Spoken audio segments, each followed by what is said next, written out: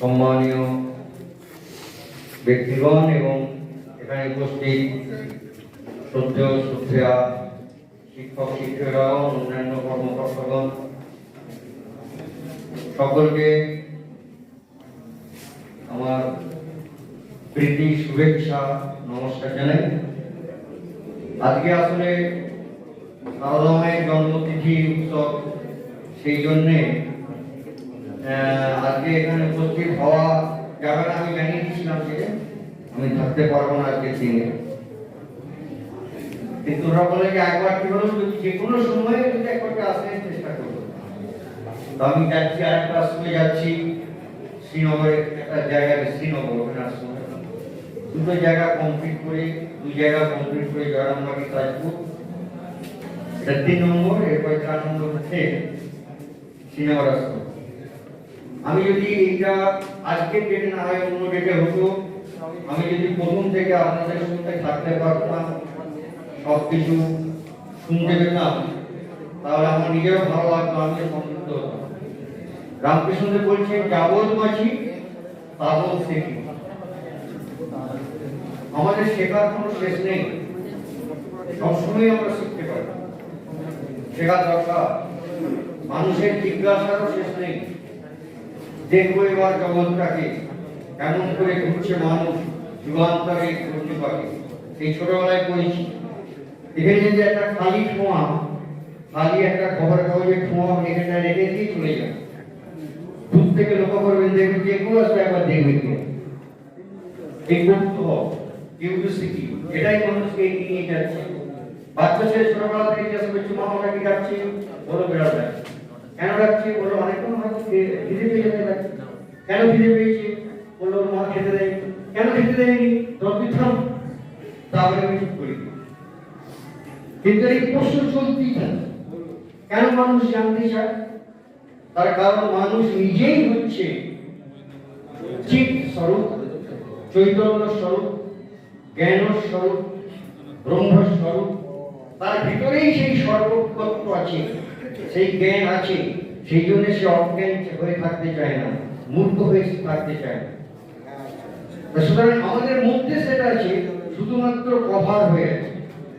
এই কভারটাকে সরালে discover. Master মশাইদের কাজ হচ্ছে to help this people so that they can be able to discover their real nature, the inner truth, the inner potential within them. এইটাই হচ্ছে কাজ আমাদের মধ্যে। স্বামী বলছে অলরেডি ইন ম্যান। এডুকেশন শুনেছে নিশ্চিত হওয়ার গর্বজন খুব সাময়িক famous definition of education. Education is the manifestation of perfection already in man. যাই হোক, সারাদিন ধরে আপনাদের প্রোগ্রাম হয়েছে, আপনারা ক্লান্ত শান্ত, টাইম ওভার হয়ে গেছে। আর হলো যে আপনাদের আশা করি প্রোগ্রাম অনেকটা ফুলফিল হয়েছে। আজকের দিনে মায়ের কাছে প্রার্থনা করব, মায়ের আশীর্বাদে আপনাদের স্বপ্ন সফল হোক। আমাদের শিক্ষায় আমরা ক্রমশ পিছিয়ে পড়ছি, যত দিন যাচ্ছে আমরা কিন্তু পিছিয়ে পড়ছি।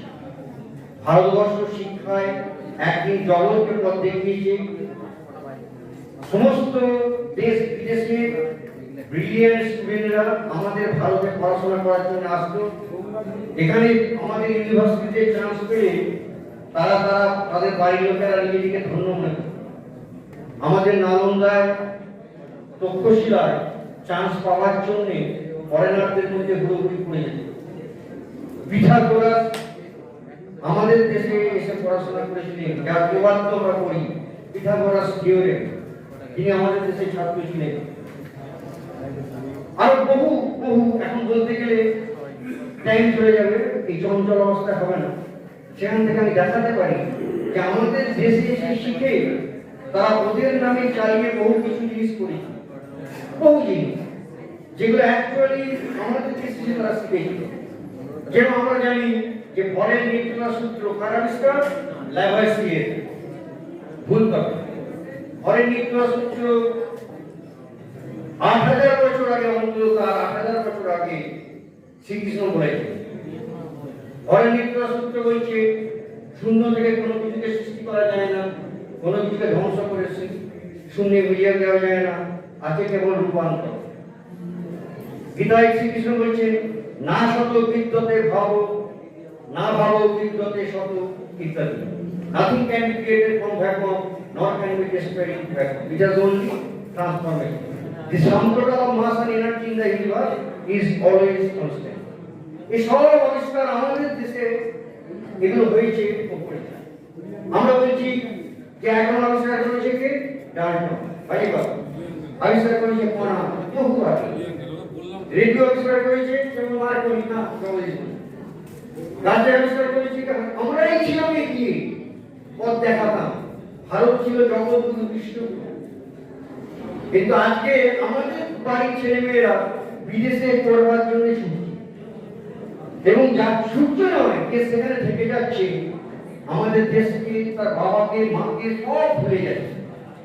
বাবা মার টেনশন করছে। আমি একদিন বেলুমনে গেছি, আমার এক ছাত্রের বাবা মার সঙ্গে দেখা, শুকনো মুখে আমার বলছে মহারাজ আপনার সঙ্গে দেখা হলো, খুব ভালো হলো।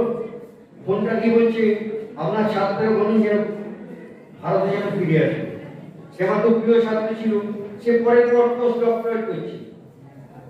আবার তাকে আমি একটু ধমক দিয়ে চলে আসতে বললাম, সে আমার কথা ফেলে না, ফিরে এসে। আমার বন্ধু বান্ধব ছিল বিদেশে চাকরি করছিল, ব্রিটিশ অনেক আজকে যখন চলে আসছে তোরা কি পাগল না মাথা খারাপ, কেউ এইসব এত টাকার মাইনে ছেড়ে আবার ফিরে যায়। ফিরে এসেছি। আমাদের জয়রামবাটির একটি ছেলে সুইজারল্যান্ডে ছিল, এখন ইংল্যান্ডে গেছে। প্রথম তার বাবা মা খুব গর্ব করে সবার কাছে বলতো, এখন মুখ শুকিয়ে যাচ্ছে। যখন দিন যাচ্ছে এবার টেনশন শুরু গেছে যে ওর ফিরবে তো। এখন বলছে কিছু দরকার নেই, আমাদের এখানে এসে যে কোনো স্কুলে একটা মাস্টারি করে আমরা তাকে খুশি। এখন বলি তখন বুঝতে পারে আমি ফিরবে কি ওরা জানে। ওদেরও বলেছি যে আমার সঙ্গে একদিন কথা বলে দেবেন, চেষ্টা করছি। তাই এইরকম অবস্থা হয়ে যাচ্ছে, সব ব্যাপারে আমরা পিছিয়ে যাচ্ছি, নম্বরে খালি এগোচ্ছি, শিখছি না কিছুই, শুধু নম্বরে এগোচ্ছি, কিচ্ছু জানি না। অঙ্কে বেশি। আমার ইন্টারভিউ নিয়ে চাকরি দেওয়ার আগে বললাম a+b সমান কত, ধরুন c, a+b সমান c, তাহলে a সমান কত না c মাইনাস b। তাহলে আমি তো বললাম প্লাস b, আপনি মাইনাস b কোথায় পেলেন? বললো যে সাইড চেঞ্জ করেছে। সাইড চেঞ্জ করেছে কি হয়েছে না, সাইড চেঞ্জ করে সাইন চেঞ্জ হয়। তাহলে সাইড চেঞ্জ করে সাইন চেঞ্জ হয় কেন হয়? আর বলতে পারছি মুখস্থ করে দিচ্ছে সাইড চেঞ্জ করে সাইন চেঞ্জ হয়। আরে কেন হয়? ও তো পানি যে হেঁটে হেঁটে ওই কিছু না, কেন কি করছে আর জানি না। আসলে সাইড চেঞ্জ করছে না, কেউ কোনো দিকে যায়নি। আমি প্লাস বিটাকে না, আমি শুধু একে দিয়ে আমি একে চাই, অতএব প্লাস বিকে আবার জন্য এদিকেও মাইনাস বি দিলাম, এদিকেও মাইনাস বি দিলাম, এদিকেও মাইনাস বি দিয়েছি, এদিকেও মাইনাস বি দিয়েছি। অতএব এ সাইডে পড়লো এ সাইডে পড়ে হলো সি মাইনাস বি।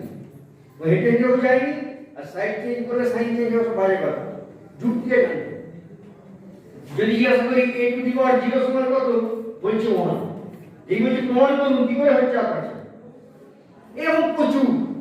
তার সুতরাং আসল জিনিস হচ্ছে ভিত তৈরি করতে হবে, ছোট থেকে খুব সুন্দর করে শেখাতে হবে। আর শুধু এই শেখালে হবে না, এই আসল আর সব বাজে সিলেবাসে যা আছে সব ডাস্টবিনে ফেলে দেওয়ার মতো বই, 90% বুকস ওগুলো ডাস্টবিনে দেওয়ার মতো। যেগুলো আমরা পড়েছি আমাদের ব্রেনটাকে ডাস্টবিন করে দিচ্ছে। আসল আর কোনো ঠেক ব্যাংক কেমন করে শিখা ধরে, কোন নদীটা কোথা দিয়ে এঁকেছে, কোথা দিয়ে পেঁকেছে, কোথায় গেছে, কোথায় অভ্র পাওয়া যায়, কোথায় চিনামাইন পাওয়া যায়, কোথায় ঘোড়া ডিম পাওয়া যায়, এই সমস্ত করতাম নম্বর পাওয়ার জন্য। কোনো কাজ হবে আর জীবনে কাজে লাগবে না। যে কোনো জীবনের সঙ্গে সম্পর্ক সুলভ করাবেন। How to face the challenges of life লেখা নেই। ভয়কে কেমন করে জয় করবো, এমন করে টেনশন আমার হবে না, এই সঙ্গে কোনো আলোচনা নেই। আর আমাদের দেশের মহাপুরুষ দিকে একেবারে বিদায় দিই, বলছে আমাদের দেশে নাকি মহাপুরুষ নেই। অত কি করতে হবে? বিদেশ থেকে ধার করতে হবে, চীন দেশ থেকে। তোমার নেতা আমার নেতা হো চি মিন সে তুম, এই সব পড়াচ্ছে। রামকৃষ্ণদেব খুঁজে পাবেন, মা সারদার নাম পর্যন্ত পাবেন। আর বিবেকানন্দ এই ইহা চট্টোপাধ্যায়ের হাতে আজ পাবেন। এই সমস্ত চলছে, কারণ আমাদেরকে ভবিষ্যৎ প্রজন্মকে নিজেদের সাথে তৈরি করতে গিয়ে এইসব ভাবে যে করা কি হবে, তার পাশাপাশি একটু অন্য কথা ওদের শেখাবে, জীবনের কথা, ভাষার কথা। যাই হোক, এই জীবনের কথা আমরা করি কি, ওটা তো গেল যারা বড় বড় শিক্ষাবিদ, শিক্ষামন্ত্রী, ওরা এরকম করছে। আর আমরাও ধর্মের যারা ধর্মের লোক, তারা কি করছি, তারা বলছে গীতা বিরাট বড় ধর্মগ্রন্থ, খুব ভালো জিনিস। বিশাল ধর্মগ্রন্থ, কি করতে হবে বলে একটা লাল সাধু কিনে আন, লাল সাধু কিনে নিয়ে আগে ওটা ভালো করে মহান, ভালো করে লাল সাধুর ভেতরে গীতা ঢুকে গেল, দিয়ে এবার তাকে ঠাকুরের সিংহাসনে অথবা কুলুঙ্গিতে তুলে রেখে দিল, আর একটা করে এত ভক্তি ওর উপরে একটা করে জবা ফুল কি গাঁদা ফুল দিতে হবে। এবার জন্মদিন বেঁচে রইল আর ফুল না। এবার যখন মারা গেল, বাড়ি লোক বললো খুব ধার্মিক ছিল, অত ওটা এবার বুকে দিয়ে দাও, শ্মশানে যাও। আমাকে একজন প্রশ্ন করেছে যে মহারাজ, গীতাকে শুধুমাত্র ওই ঠাকুর ঘরে বসে পড়া চলে, অন্য জায়গায় বসে পড়া চলে না? ধরুন আমি যদি খাবার ঘরে বসে পড়ি, বা আমি যদি বিছানায় বসে পড়ি, চলবে কিনা, নাকি পাপ হবে?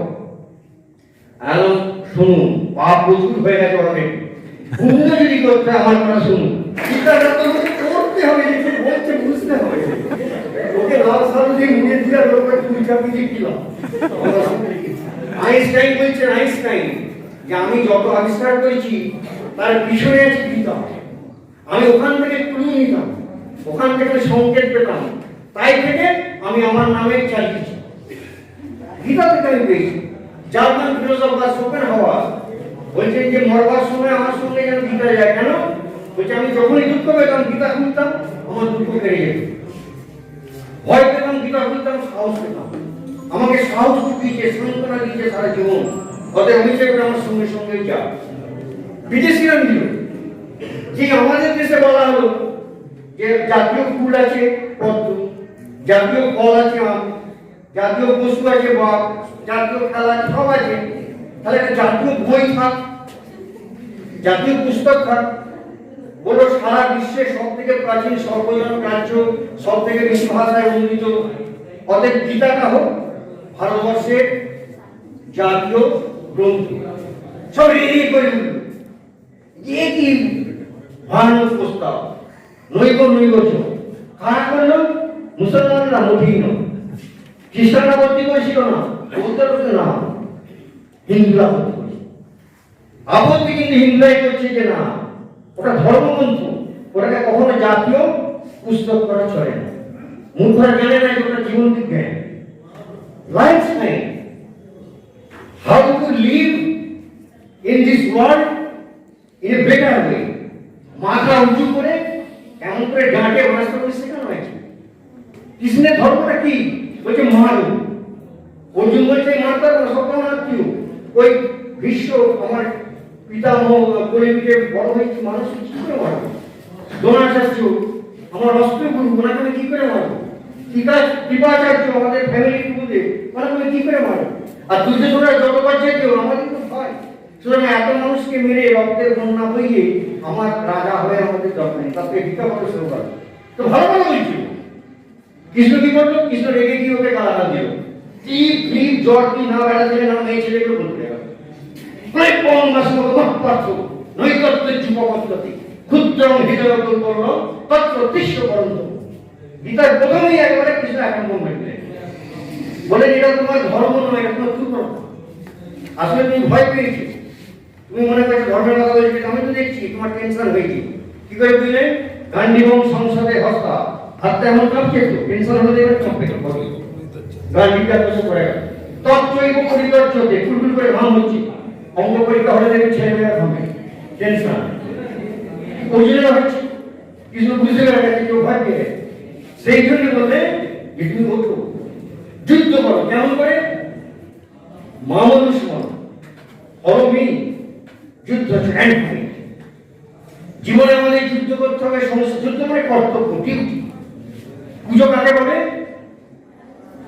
ভুল দেওয়া, বলো ওটা হচ্ছে একেবারে প্রাইমারি লেভেল। স্বামী বিবেকানন্দ বলছেন, পূজা তাঁর সংগ্রাম অপার, সদা করা যায় তাহার আত্মা, চূর্ণ হোক স্বার্থ সাধমান, হৃদয় শ্মশান, নাচুক তাহাতে শ্যাম। অর্থাৎ পুজো করতে গেলে আমরা হারবো, সংগ্রাম করতে গেলে পূজা তাঁর সংগ্রাম অপার। শুধু যুদ্ধ, শুধু লড়াই। লড়াই কার সঙ্গে?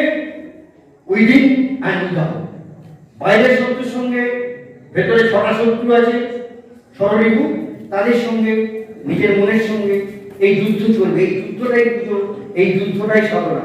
করতে করতে মাঝে মাঝে হেরে যাব, কখনো মাটিতে পড়ে যাব, কিন্তু আবার স্বামী বলছেন সদা পরাজয় তাহা না ডরাত্মা। তাদের ভয় পেলে চলবে না, ভয় না পেয়ে আবার লড়তে হবে। সুতরাং আসলার ঠ্যাং ব্যাগ কেমন করে স্বীকার করে পড়ানোর মাঝে মাঝে একটু আপনি জীবনের গল্প পারলে শোনাবেন।